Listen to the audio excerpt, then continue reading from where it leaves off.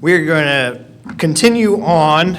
So this will be the fourth part of Satan the Devil, going over and understanding exactly who Satan is, how he began, where he began, kind of his downfall. We've gone through his character, his personality. We've talked about some of the names that he's called in the Bible. And we're down to the last two, which is we're going to start with the rewards of Satan. Kind of ends up, I told you I didn't want to finish this with just going over who he is and what he's been doing and where he's trying to take us, but I also want to show his outcome, where he ends up. Because as we look through Scripture, sometimes people get confused because it can be a little tricky with how we have to piece the Scriptures together to understand what the outcome of Satan is and what the punishment really is that falls down to him, because there's two different interpretations as to a piece that we find in Ezekiel chapter 28. You can go ahead and head over there. This is where we get some of our information as far as the fate of Satan. But this is something that we need to know and understand as far as talking about who he is and why it's important for us to stick to God's plan. So this is Ezekiel 28. This should look familiar with you because this is the reference back to the king of Tyre. It was the story that we see that could potentially be a real king that existed on the earth, but also ends up kind of being a symbol of Satan, a symbol of who he is and what he's doing. And so we looked at this and we read through this, but there's a piece in here I want to highlight now as we talk about what the outcome of Satan is and what he's doing in this world and where this takes him. And so this is Ezekiel chapter 28. If you look at verse 16 with me.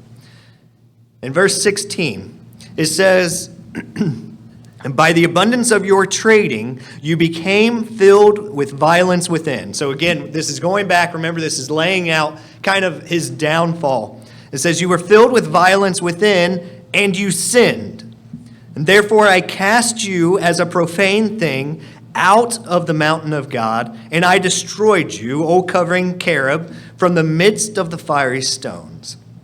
So when we look at this, this is one of the classic verses that we understand that God cast him out of his role, cast him out of the mountain of God, away from him. And he says, "I destroyed you." Now this is the part I want to look at a little bit, because what does that mean? Because if he says, "I destroyed you" there, then that means he doesn't exist anymore. This is where we have to look at the word and we have to understand a little bit about the Bible and the way that sometimes it's interpreted and translated from Greek or Hebrew to English and other languages. So when we look at this, remember one of the things we talked about was Lucifer is a created being. He was created. He hasn't always existed. He's part of that angelic order that was created. We don't know the number. We don't know the size, how many there are, but we know that they were created. And so what I have up here on the screen for you are a couple different versions, a couple of the other translations that I want to read through. The first one's the New American Bible. It says, "Then I banned you from the mountain of God. The cherub drove you from among the fiery stones." And then the New International Version says, "So I drove you in disgrace from the mount of God, and I expelled you." And then the last one's the Revised Standard Version. It says, "I cast you as a profane thing from the mountain of God, and the guardian cherub drove you out." So when we start looking at a couple of these different translations, which end up being slightly different than the King James Version and New King James Version, this destruction that happens, this isn't a wiping him out. This isn't that Satan no longer exists, that he is no longer a thing, a being. This is talking about his position. This is talking about his role. This is talking about his ability to be there with God and fulfill what he was designed to be. So when we look at this, this is the word that is used there. This word is abad, A-B-A-D. It is a root word that can mean to wander away, to lose oneself. It can mean at different times to destroy, to perish, undo, lose, or to fail. And so I have a couple other uses that we see in the Bible. Exodus 10:7, Numbers 17:19, Job 11:20. Egypt is destroyed. Thou art undone. They shall not escape. Refuge failed me. Her hope was lost. All of these are that same word, abad. It uses that same terminology. I'm only going to focus on one of these to get the point across, and it's the very first one. It's that Exodus 10, verse 7. When you think about what God did with Egypt and freeing the Israelites, what did he do to Egypt? What was this path that he took? Because when we think about this, Egypt was at the height of their power. They were dominating in that area. And what God did is he freed his people, but he didn't level the nation. He didn't completely destroy Egypt. Egypt continues to live throughout history. Even after the Israelites flee, God protects his people. Egypt still exists. It's still a country. It ends up being built back up to some degree as a minor power. We see them around with the Babylonians, the Assyrians, and eventually they're overtaken by the Babylon, and then subsequently they are taken over by Persia. But the nation still exists. The nation still exists today. Thousands of years later, Egypt is still there. They weren't wiped off the face of the planet. They weren't demolished. It wasn't like Jericho and the city was just crumbled and then built stuff on top of it. Egypt still exists. They're there today, and it's a recognition that what it was their power, their influence. What they held, they no longer had. That's what was destroyed. So this meaning, when we apply it to Satan, does not mean that he's poof, gone. That Satan destroyed, or that God destroyed him, and that he no longer exists. This is talking about his influence, his role, the power that he held. Now, he still held some power to some degree. We walked through that, didn't we? Over these last couple of sermons, we've shown how much power he still has. The prince of the power of the air. He's still the king of this world. And we see it in the society around us. We see it in the nature of human beings, of what's taking place, not only in the United States, but around the globe.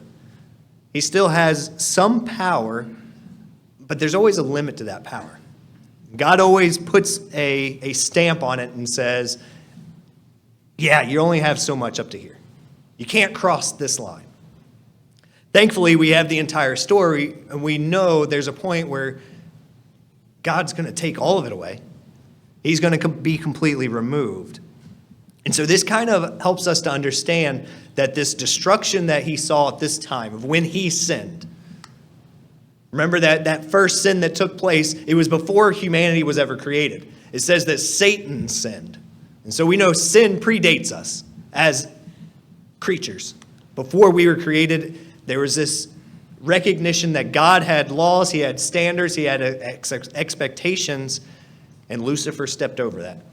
And it says he sinned, and he was destroyed. He was removed from the position that God had put him in, along with all the other angelic beings that decided to turn away and rebel.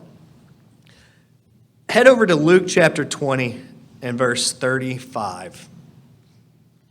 This is Luke chapter 20 and verse 35. When we're looking to seek and to find Satan's fate and what happens to the angels here, it's important to get some of these relevant passages that kind of link together. They help to tell the entire story. So many pieces of what we understand today, it is because we use the beginning of the Bible, we use the middle of the Bible, and we use the end of the Bible. And we see this, we find a consistency between them. We try to get the full picture and full understanding. We don't chunk it up and say, well, only this applies now, only this applies later, only this applies at all. We have to use the entire Bible because God's very consistent in what he's doing. Now, Christ here is making a statement about marriage, but it applies and helps us to understand kind of what's going on with Satan. This is Luke chapter 20. If you look at verses 35 and 36, here it says, "But those who are counted worthy to attain that age and the resurrection from the dead neither marry nor are given in marriage." And then verse 36, "Nor can they die anymore." This is talking about human beings that are changed into spirit once that conversion takes place. We know to be part of the family of God, we can't be flesh and blood. We can't be what we are today standing here. So it says that this is talking about the human beings are changed. It says, "Nor can they die anymore, for they are equal to the angels and are sons of God, being sons of the resurrection." So this reference, he's talking about marriage here, but he's teaching us something about a spirit being, what the spirit realm is. He goes, there's not going to be any more death.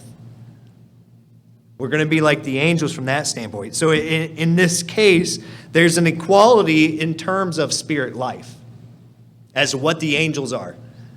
Now, unfortunately, a lot of Christianity teaches that we will be angels. You've seen all the pictures of angels playing harps before the throne of God, and that's the outcome of what humanity is, that we were just trying to become angels.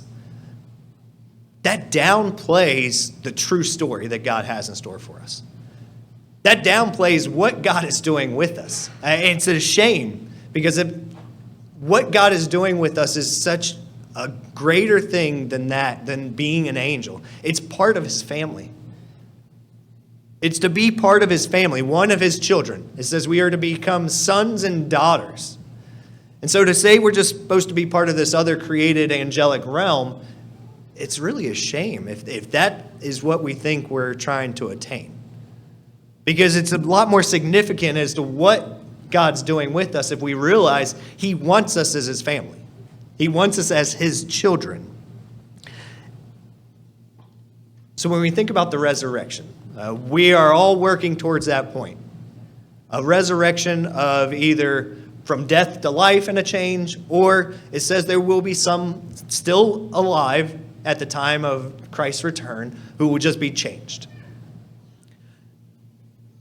We are going to enter into immortality.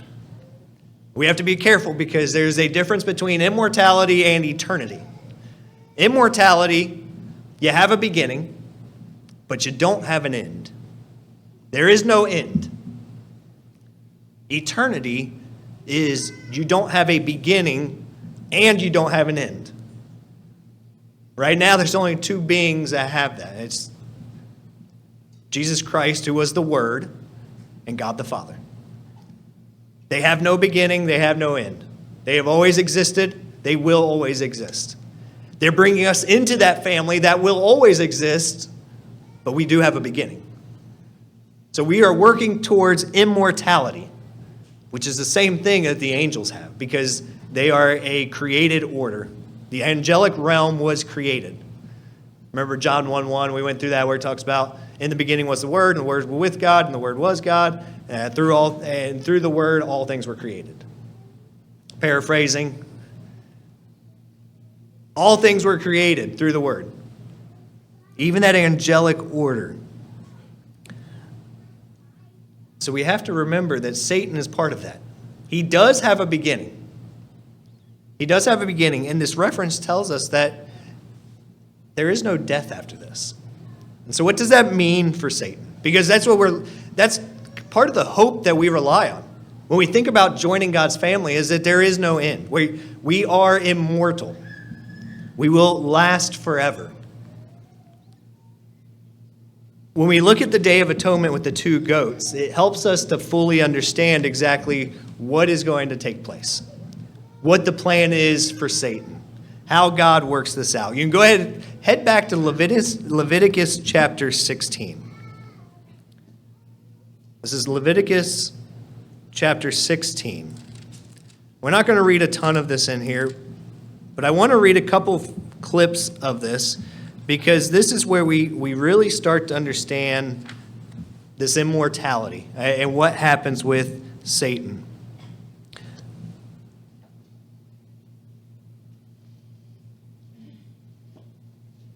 So the first section I want to look at, it's going to be verse 7.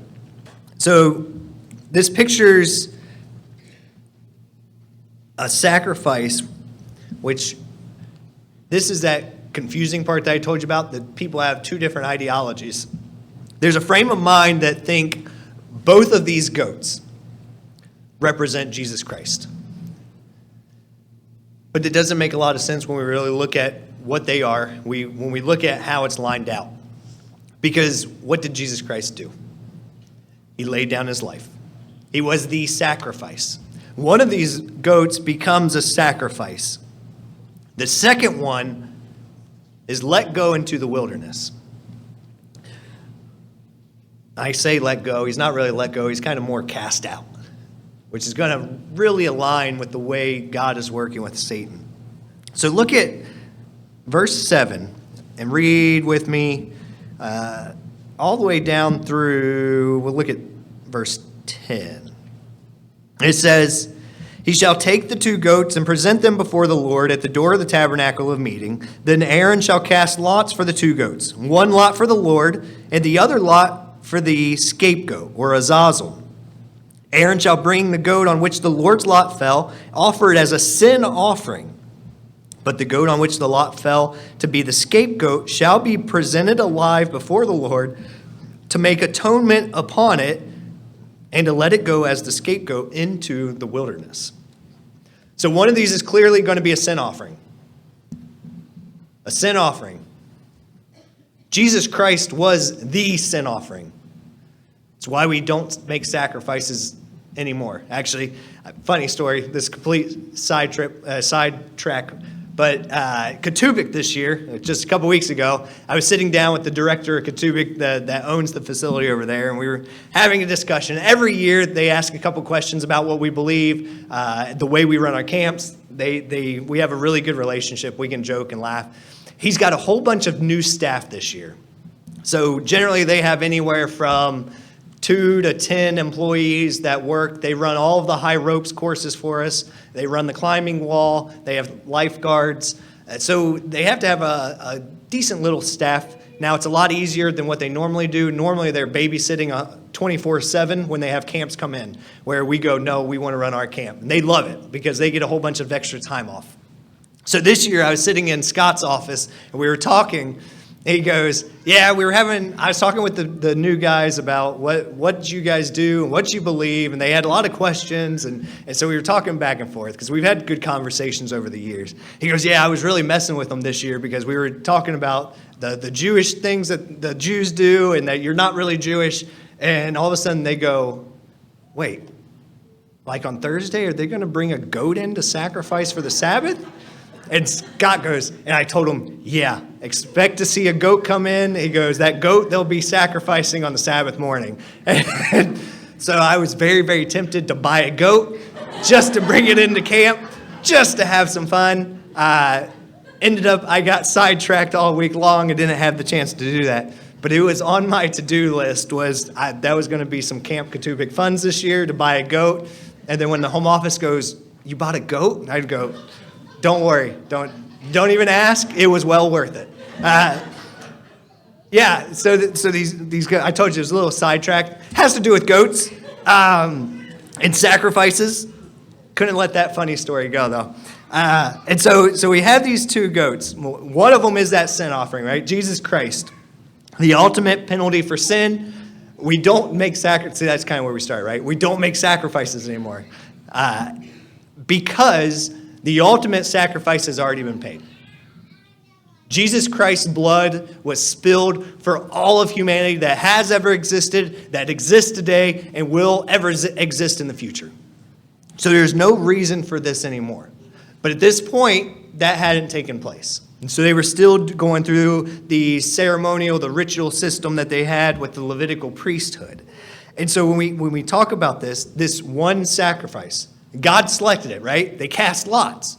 So God picked which one was going to be his sacrifice. He's still always in control.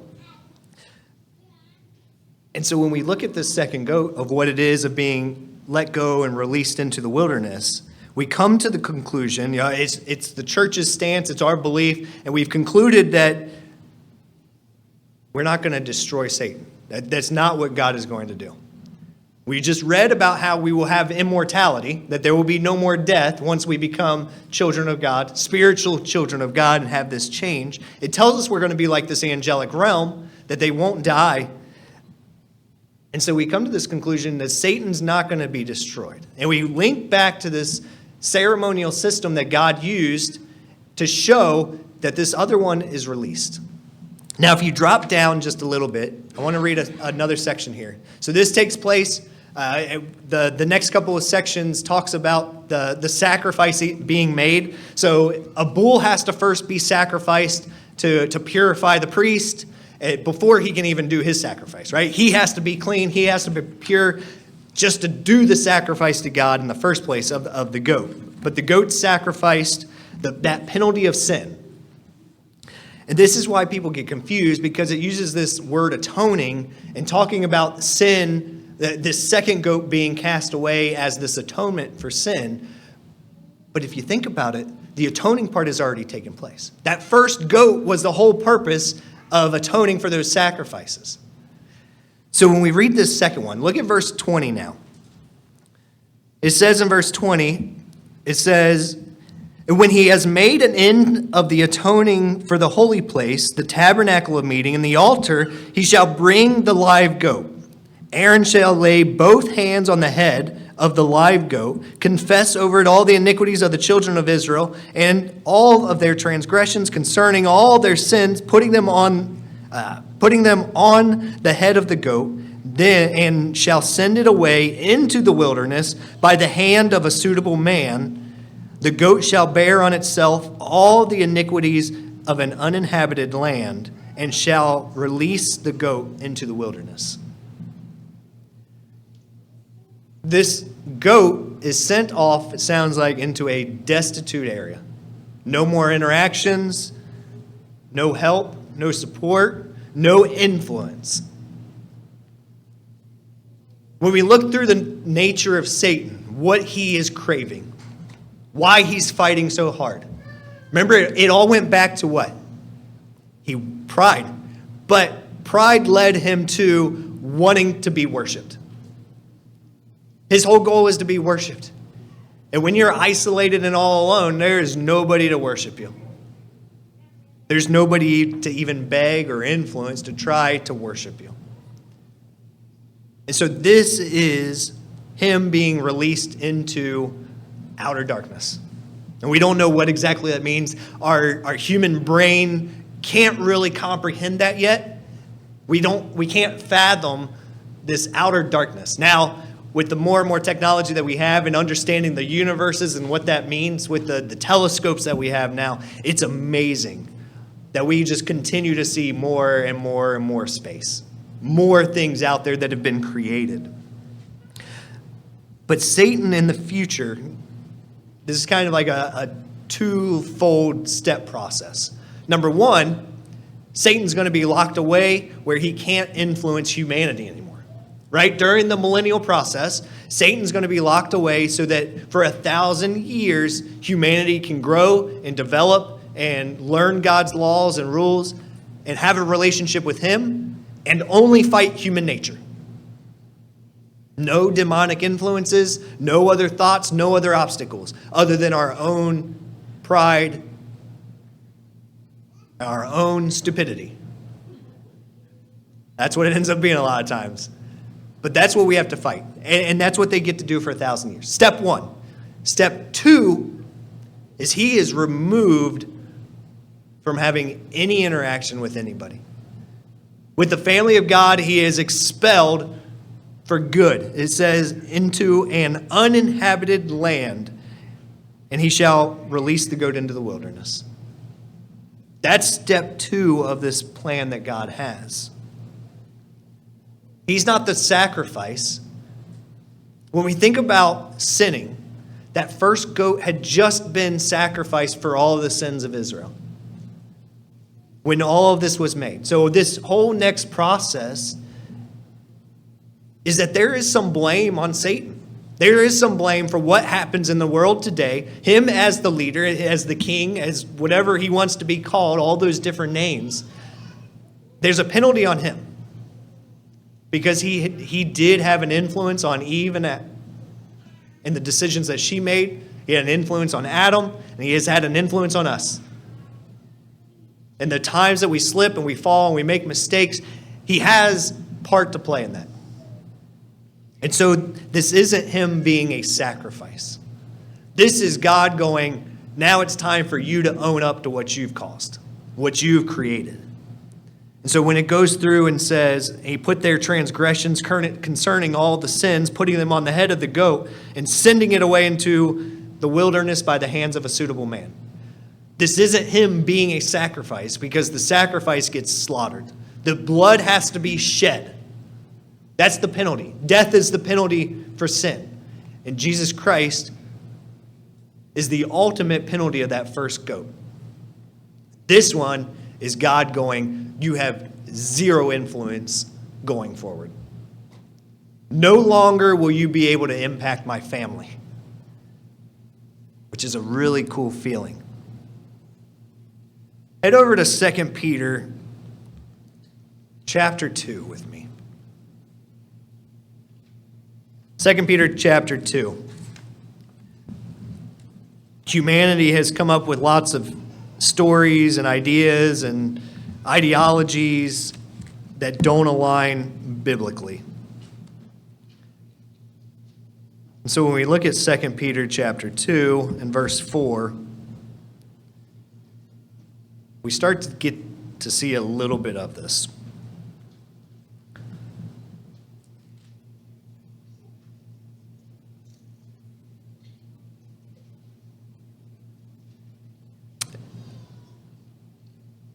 It says, "For if God not spared the angels who sinned," so these are the angels that rejected God. They're the ones that rebelled against him and took Satan's side. It says, "For if God did not spare the angels who sinned, but cast them down to hell and delivered them into chains of darkness to be reserved for judgment." There's this holding place.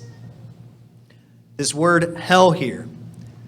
The Greek word is tartaru. Tartaru.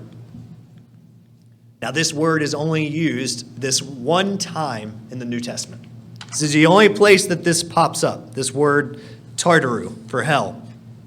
And it's indicating this place of restraint. When we think about what we read earlier, with Satan was cast out of the mountain of God. He was no longer in his role. He was sent to a place of holdings to some degree, right? He has a little bit of mobility.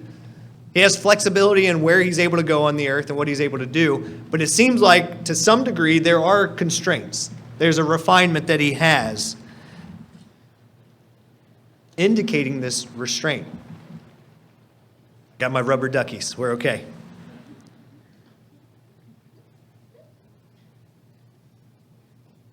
In classical Greek mythology, they use this in literature oftentimes to portray the underworld. The underworld in Greek mythology was this place of torture and torment. It was a place of restraint where wicked people would be confined to, and they were tormented day and night for eternity. That's where I say, as humanity, we come up with these ideologies and we come up with these different things that we think make sense, but in the long term, we don't find it as part of biblical scripture. We don't find it as part of God's plan. So this idea that God is going to torture us as human beings forever and ever doesn't align with what his word says. It doesn't even align with what it says is going to happen to Satan. Because what it says is he is cast out. He is led out into the wilderness to be alone. To be alone. Not that he's going to be chained up and tortured, and whatever goes along with the torture. Don't know what it is. But he's not going to be tormented forever. Now, there's a punishment that happens to him because of the decisions that he has made. It's an eternal one. But it's not a torture. Because the problem with that is it never tells us that scripturally. Never once. For humanity, the ones who reject Satan are destroyed. They're burned up thrown into the lake of fire, and then the entire earth is destroyed. Nowhere does it ever talk about torture or torment for eternity. These are man-made things. That might be part of what Satan's plan is. Satan may have helped influence us just to detract from God's plan, his whole purpose of what he's doing, where he's taking us, how he works.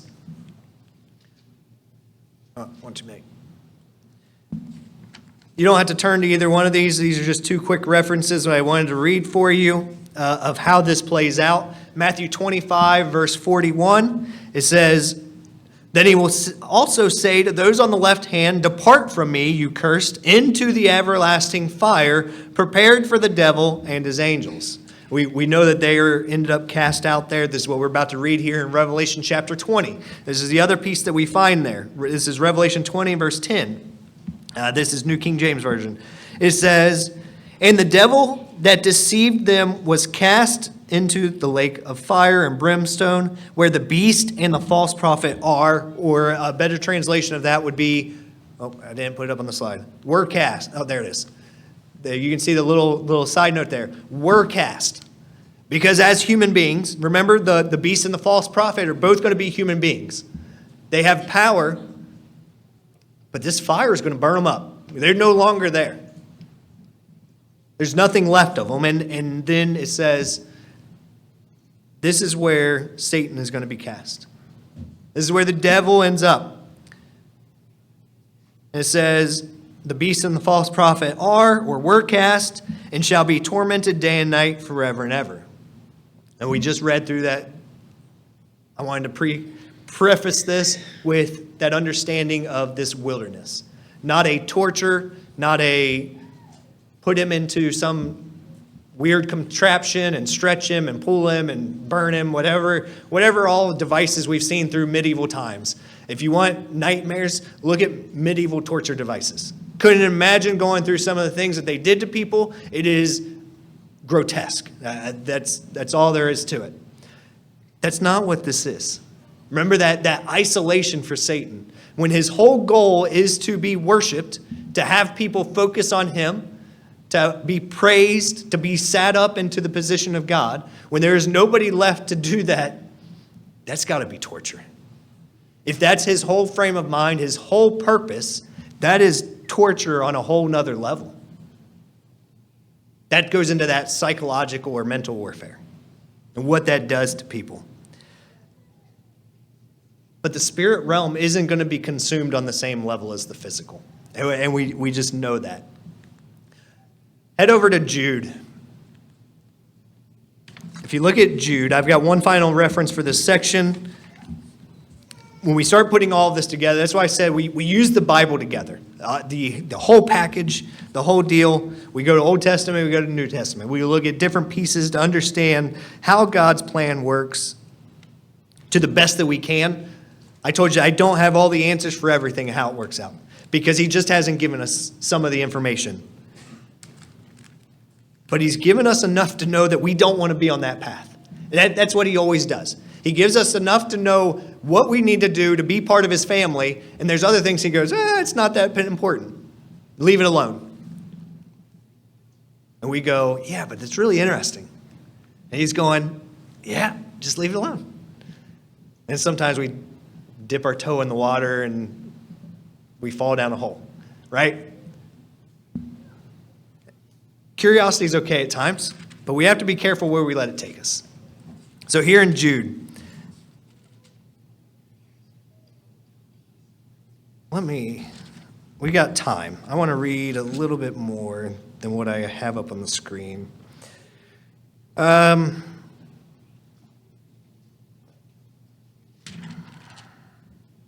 You know what? Drop all the way back to verse 5. So this is Jude. It's only one chapter. I want to look at this starting at verse 5, because this really helps to make all of these connections. It pulls this together. So verse 5, it says, "But I want to remind you, though you once knew this, that the Lord, having saved the people out of the land of Egypt, afterwards destroyed those who did not believe, and the angel who did not keep their proper domain. So the angels that didn't keep their proper domain, the ones that rebelled God. It says, but left their own abode, he has reserved in everlasting chains under darkness for the judgment of that great day, as Sodom and Gomorrah and the cities around them in similar manner to these, having given themselves over to sexual immorality and gone after strange flesh, are set forth as an example, suffering the vengeance of eternal fire. Likewise also these dreamers defile the flesh, reject authority, and speak evil of dignitaries. Yet Michael the archangel, in contending with the devil, when he disputed about the body of Moses, dared not bring against him a reviling accusation, but said, the Lord rebuke you. So a quick side note, again, this shows us where we stand. So the position that Satan had, who he was and what he did, it says even Michael, an archangel, still in good graces with God, said he didn't cross a line, which helps us to remember to stay in our lane. Do what we're supposed to do. Focus on changing our heart, changing our mind, and being real careful what we say about who. Because it says even Michael didn't talk bad about Satan. And he says, the Lord rebuke you. He left it to God. He goes, this isn't my role.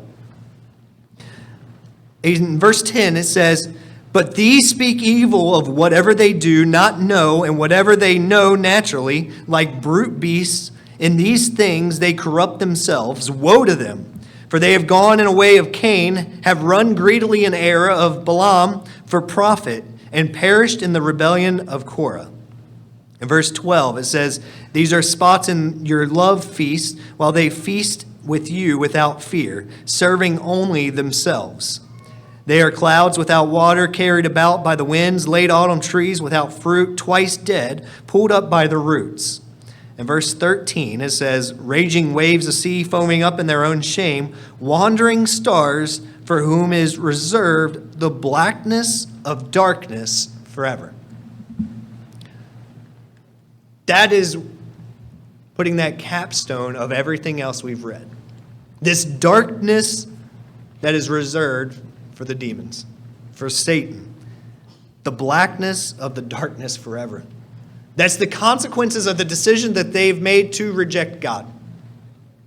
Not to be actually tormented, not to be burned up or destroyed. It says they're cast out.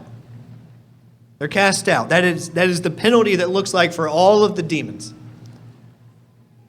Now, when we were talking about the goat back in Leviticus, that was specifically talking about Satan and what his penalty was, but it seems like all the demons have that same thing. They're kind of just cast out. They're isolated and alone. They all have the same penalty.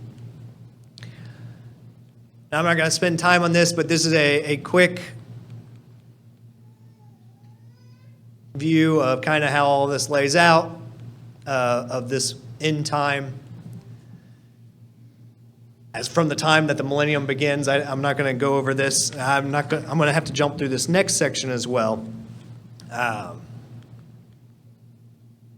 So what this is, I have a bunch of pictures in here from the museum in Pergamos. When we think about Pergamum, if you remember when we went through this 7 churches of Revelation, Pergamos was the second one. Revelation chapter 2, we start to talk about Pergamos. The reason that this is important is in there, if you remember, it's been a while, but there's a reference that talks about the throne of Satan. It talks about the throne of Satan being in Pergamum. And that has to do with, these are the remnants of that city, of the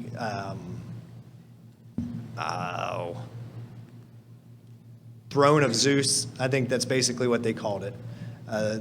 Zeus is their primary god.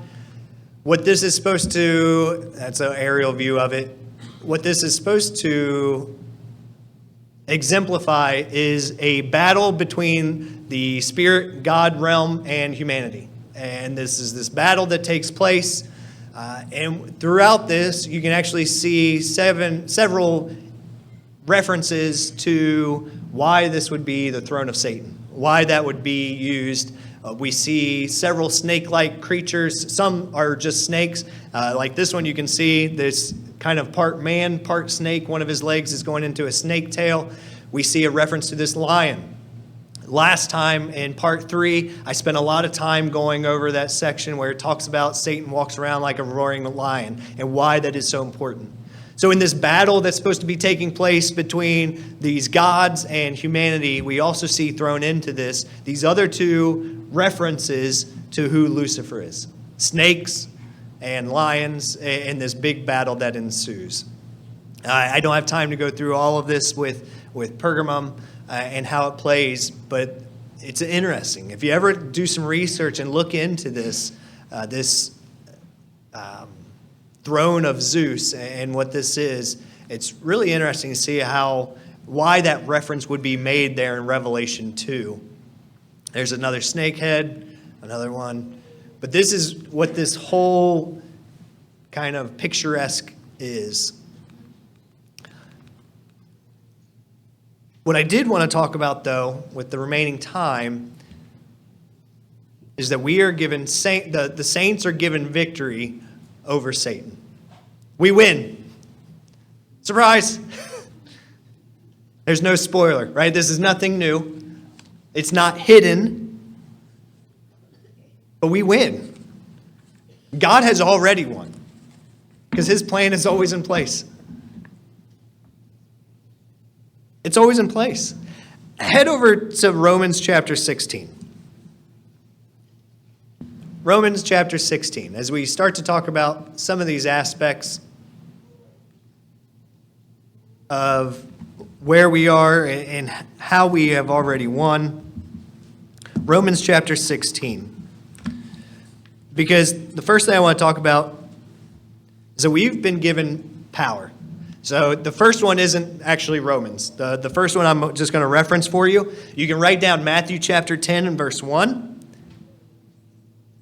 This is at the beginning of when Christ is calling his disciples. And he says here in Matthew chapter 10 verse 1, it says, and when he had called his 12 disciples to him, he gave them power over unclean spirits to cast them out.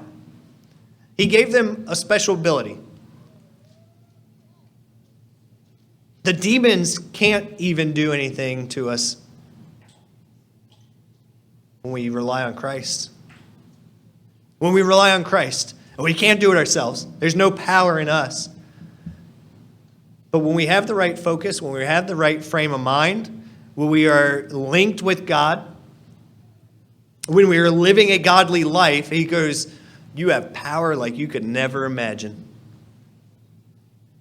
So he allowed them to cast. He allowed them to cast out demons, and it also talks about healing sick. I forget how it says it. I'll go there real quick, because it wasn't just to cast out demons. He also said, cast them out, and to heal all kinds of sickness and all kinds of diseases. They were miracle workers. And he goes, this is the power that I'm going to give you. And this is why we don't have to have fear. You know, I've spent all of this time going through what Satan's capable of, the power that he does hold over the world right now, that he is the ruler, that he can influence people, but we don't have to be afraid. We shouldn't be afraid because we've already received victory. We've already won. We just have to hold true to the mission. We have to stick to the mission of what God is doing with us. And so now, Romans 16, hopefully you already turned there. Romans 16, if you look at verse 20, it says, and the God of peace will crush Satan under your feet shortly. The grace of our Lord Jesus Christ be with you. He is going to crush Satan. We've spent so much time going over this because I explained that it is important that we know the ins and outs of Satan.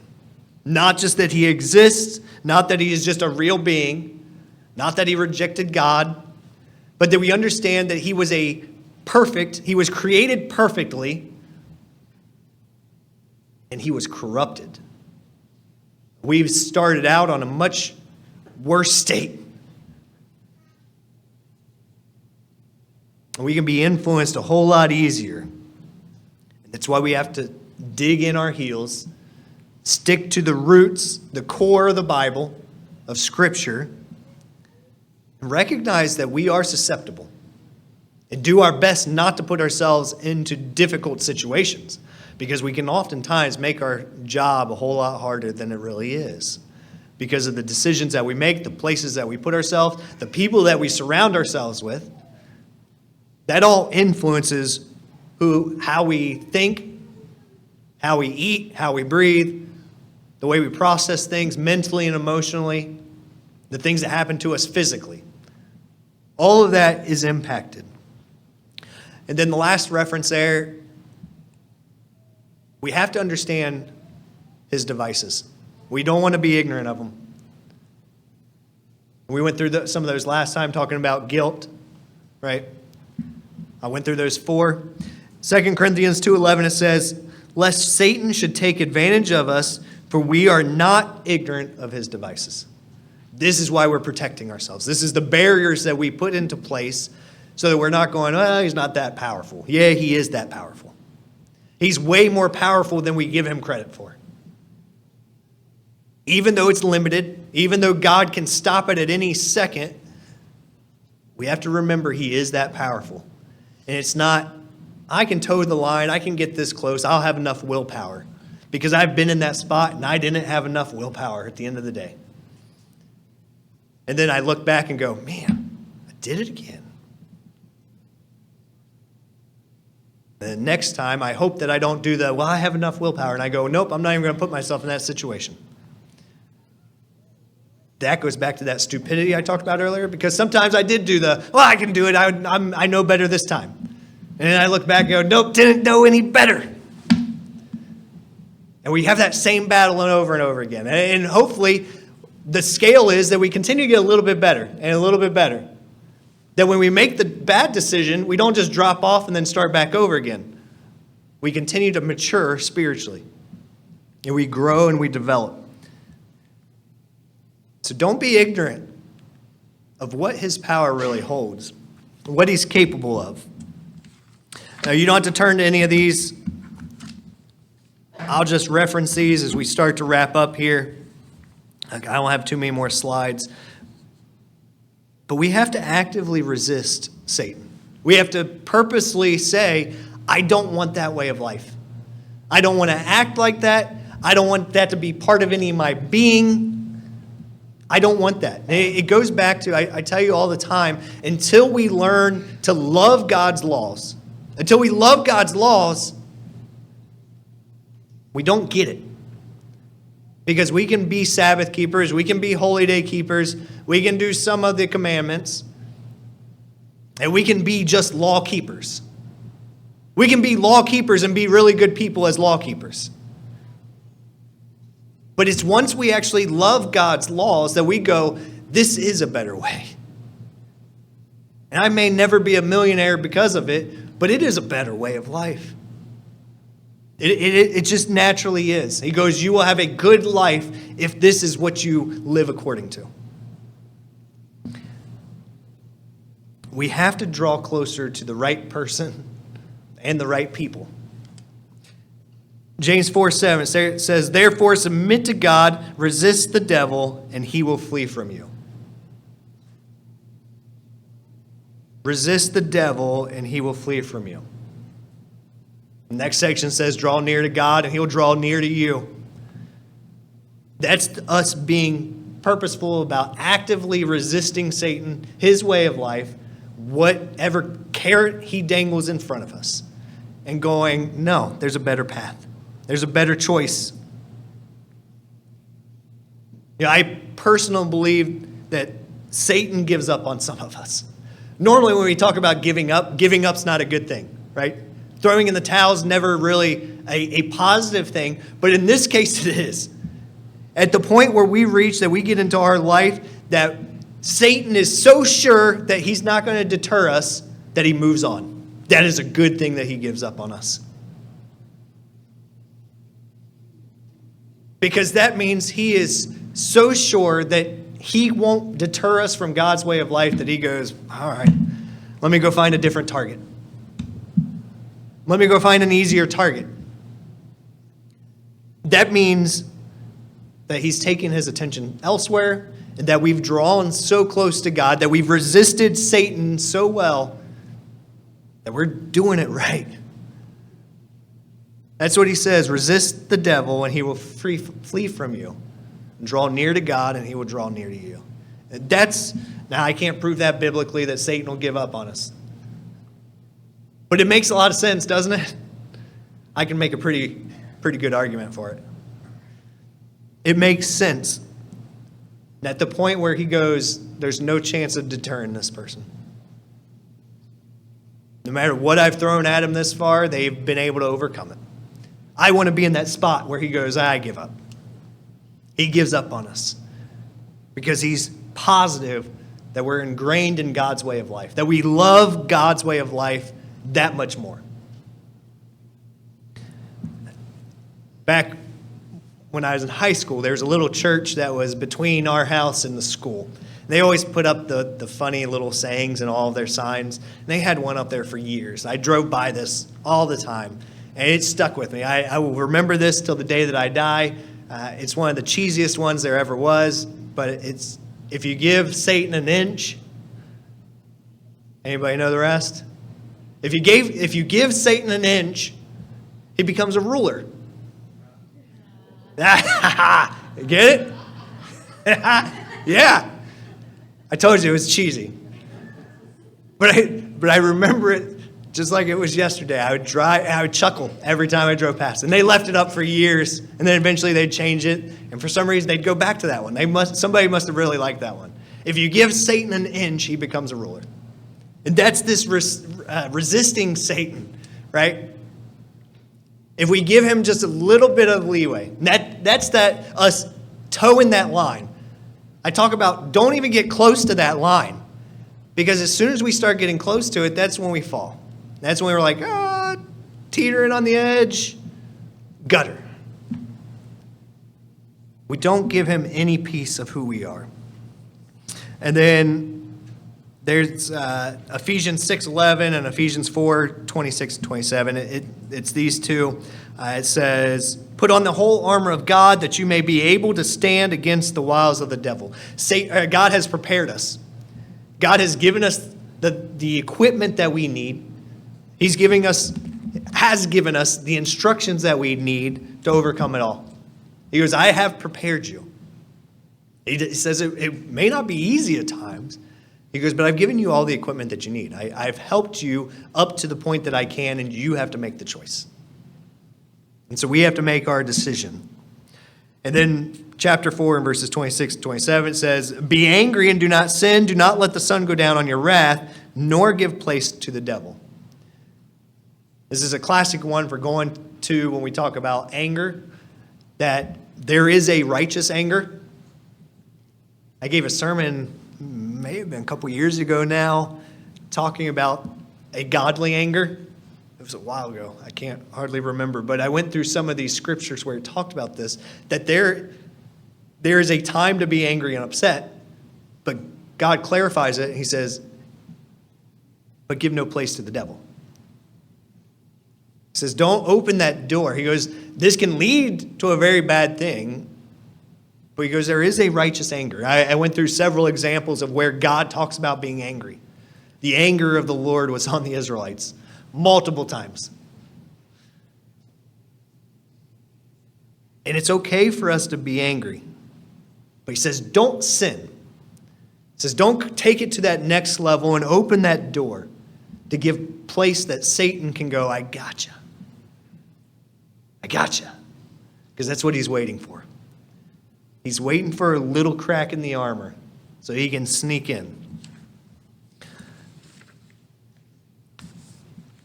This is the last slide that I have.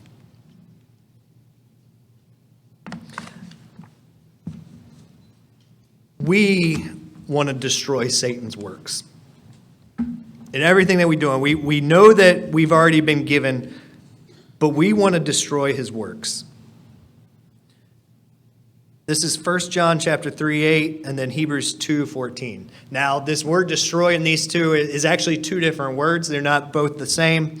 1 John 3:8 it says, he who sins is of the devil. You can turn to Hebrews 2, because Hebrews 2 is the one we're going to look at closer. It says in 1 John 3:8, it says, he who sins is of the devil, for the devil has sinned from the beginning. For this purpose the sons of God was manifested, that he might destroy the works of the devil. We're trying to rid ourselves of Satan. We're trying to rid each other of Satan. If it was up to us, we'd get Satan out of the world. But right now, God says, focus on yourself. Work on yourself. And then he says, once you've worked so hard on yourself, then you can try to help your brother. Right? Getting the plank out of our own eye before we get the speck out of our brother's eye. He says, work real hard on yourself. He goes, and then you start working on the rest of the family. You help each other. But we're trying to destroy his works.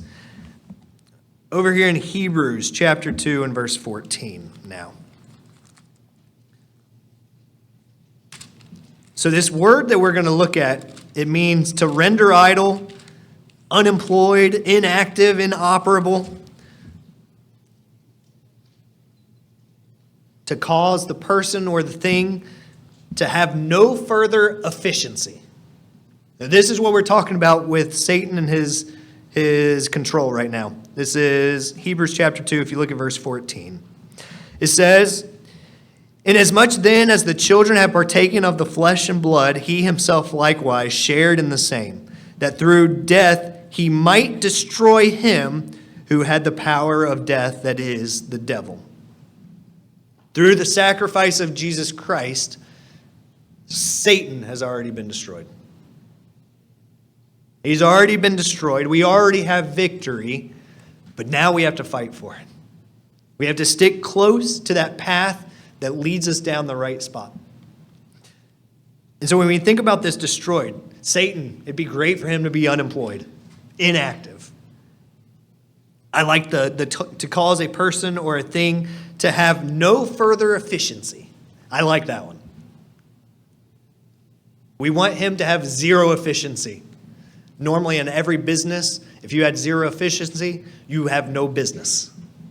Most of the time, if you're like 50% efficiency, you're probably not going to survive as a business. We want Satan to have no efficiency. He honestly has little power. As much as he is the ruler of the world, he really has no power because he knows it can all be stripped away. In the twinkling of an eye, he's going to be removed. It's going to be done. It's through Jesus Christ's sacrifice, through his shed blood, that we become part of the family of God. Now, our job isn't easy. Our job isn't easy. Life can get very difficult. Whether it's time or chance or whether it's Satan doing things, health issues, money issues, marriage issues, whatever it may be, there are challenges that happen.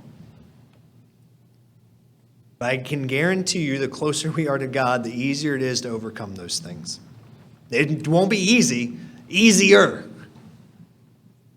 Because some of those are really, really hard to swallow. And they're really hard to deal with. And as we get closer to the end time of when Jesus Christ is going to return, Satan's only going to get angrier.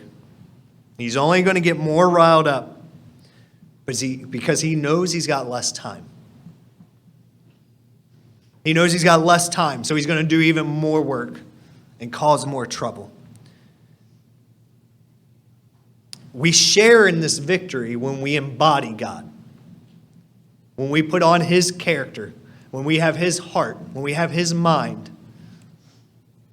We already share in this victory. When we act as one with God the Father and Jesus Christ, we're doing it right. And we have been given victory over Satan. I hope this helps in further understanding who Satan is. Not just that he exists, not that he is a being that fell away from God, but understanding the steps that he went through, why he has ended up where he has gone, and then today of where he's going, what his end result is. Because it's critical in understanding why we have to fight so hard. It is critical. We need to know why we fight so hard, why it's hard for us to resist some of these things, why it's hard to reject him at times. because he makes things look a whole lot more fun, a whole lot more pleasant. But when we look at this and we look at who Satan is and then who God is, we see that there are very, very clearly two different goals, two different objectives, two different paths.